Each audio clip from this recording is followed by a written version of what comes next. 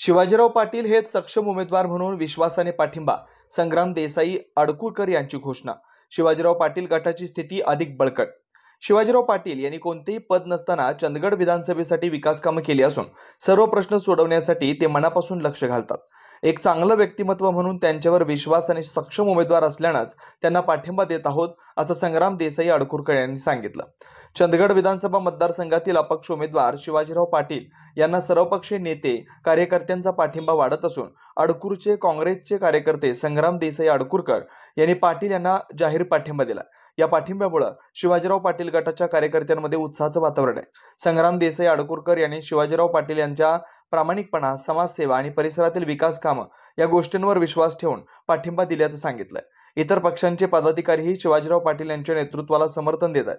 शिवाजीराव पाटील गटाची स्थिती अधिक बळकट होती आहे। शिवाजीराव पाटील यांनी या सर्व पाठिंब्याबद्दल आभार मानले। यावेळी जयंत देसाई, बबन देसाई, अभिजित देसाई, शिवराज देसाई, संदीप आर्दाळकर, खंडेराव देसाई, दशरथ मोरबाळे, चेतन चंदगडकर, कृष्णा देसाई, सुधाकर रेगडे, संजय पाटील व कार्यकर्ते मोठ्या संख्येने उपस्थित होते।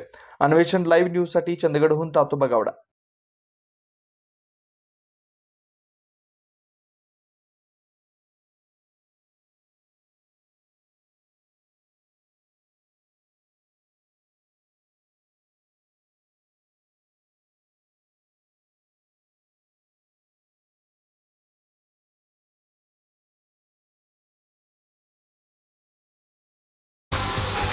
चंदगड विधानसभा निवडणूक 2024च्या निमित्तानं आज माझ्या घरी सन्माननीय शिवाजीभाऊ पाटील यांची उपस्थिती लाभलेली आहे। त्याचबरोबर या विभागाचे प्रमुख आमचे ज्येष्ठ मार्गदर्शक सन्माननीय ब्रह्मण्णा पाटील, माझे सहकारी मित्र काका मार्गदर्शक बबनरावजी देसाई, माझे बंधुराज जयंतबा अडकुरकर, माझे वडील जयसाहेब अडकुरकर व समस्त आमच्यावर प्रेम करणारी सर्वच मंडळी या ठिकाणी गेले 8 ते 10 दिवस एक निर्णयाच्या ह्याच्यात उचकळत अडकलेली होती।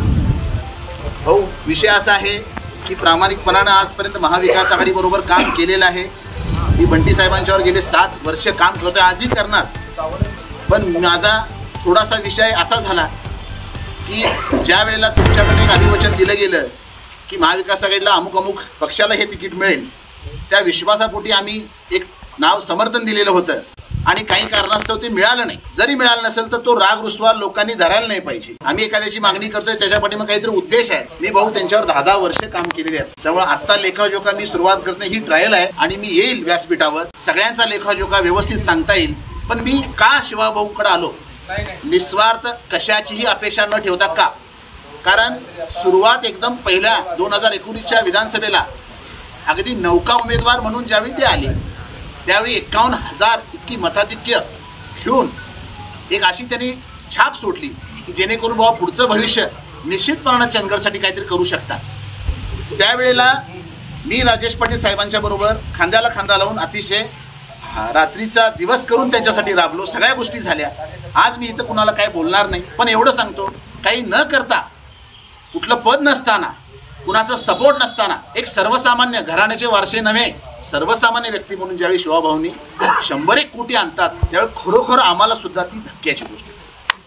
कारण आज काय न करता जर माणूस, कुठल्याही पदावर नसताना जर माणूस अशा पद्धतीनं पोचू शकत असेल तर तुम्हाला एवढ्या बाकीच्यांना पदावर पोचवून किंवा 1-1, 2-2 टर्म भोगलेली माणसं सुद्धा उभारले, त्यांनी काय केलं, त्यांनी लेखाजोखावर बोलावा, बाकीचं कशाला गोष्टी नाहीत। मी आज आता एवढंच सांगेन की मनापासून मी कुठलाही माझा पक्ष सोडलेला नाही भाऊ, मी क्लिअर करतोय।